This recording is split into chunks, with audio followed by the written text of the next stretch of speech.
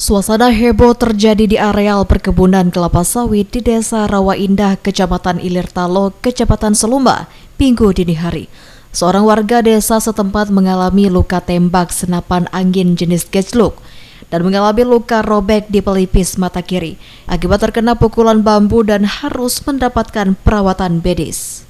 Kades Rawa Indah Arfandi menerangkan korban adalah Paimin, sedangkan rekannya Budi Rusanto berhasil menyelamatkan diri dari kejadian dua terlapor yang tak lain tetangga korban di Desa Rawa Indah.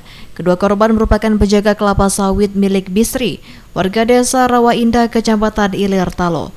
Korban Paimin dibawa ke RSUD Tais karena peluru masih bersarang di tulang pinggulnya, kemudian dirujuk ke Rumah Sakit Bayangkara, Kota Bengkulu. Oh gini, tadi pagi saya kan dilapori atas nama adik kandung daripada Polirin, melaporkan bahwa tadi malam ada kejadian di nanti di lahan sama-sama menjaga kebun sawit, Pak. Kebun sawit. Jadi semalam tuh awalnya terjadi cekcok dulu, kesalahpahaman antara pelaku dan korban sama-sama menjaga di kebun sawit. Tapi kronologis yang pasti itu ada saksi, yaitu Pak Budi Rusanto. Jadi saya sebagai lapori selaku kepala desa dituakan, saya langsung menuntut ke tempat korban bahwa ternyata bahwa betul-betul orang ini dianiaya. Satu pelipis dipukul dengan bambu, yang satu pantatnya ditembak dengan senapang burung. Diceritakan Budi Susanto, rekan korban yang menjadi saksi dalam peristiwa ini. Malam kejadian itu korban bersamanya memantau keramaian warga di areal kebun kelapa sawit milik Toha yang bersebelahan dengan kebun sawit milik Bisri. Kemudian saksi memantau lebih dekat keramaian itu dengan cara merunduk di bawah pohon kelapa sawit. Setelah warga berangsur pulang, dua orang bernama Mudan dan Toha mendapati Budi merunduk di bawah pohon kelapa sawit. Sempat terjadi cekcok mulut antara Budi dengan tetangganya itu karena menuduh dirinya pencuri. Hingga Toha memerintahkan Mudan selaku anak buahnya menembak dirinya dengan senapan angin. Beruntungnya saat Mudan mengarahkan moncong senapan itu, Budi berhasil kabur dan menyelamatkan diri. Setelah itu Toha dan Mudan mendatangi pondok kebun Bisri yang saat itu hanya ada rekannya Paimin. Kedua pihak kembali cekcok mulut karena Paimin tidak terima dituduh sebagai mata-mata pencuri.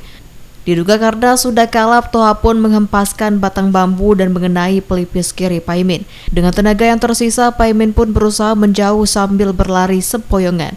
Kemudian Toha memerintahkan Mudan menembak Paimin dan mengenai pinggul kiri Paimin yang langsung tersungkur.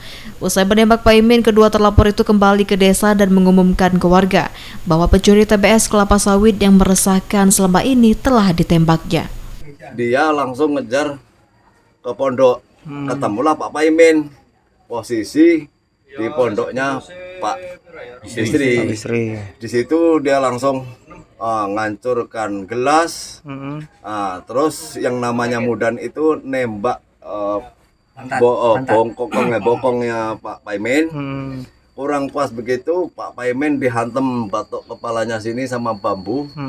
Itu 2 kali, kurang puas dihajarnya sekali, langsung pecah di sini sampai matanya memerah. Paimin tergeletak di tanah langsung dibawa pulang oleh Budi dan melaporkan kejadian ke Kades Rawa Indah.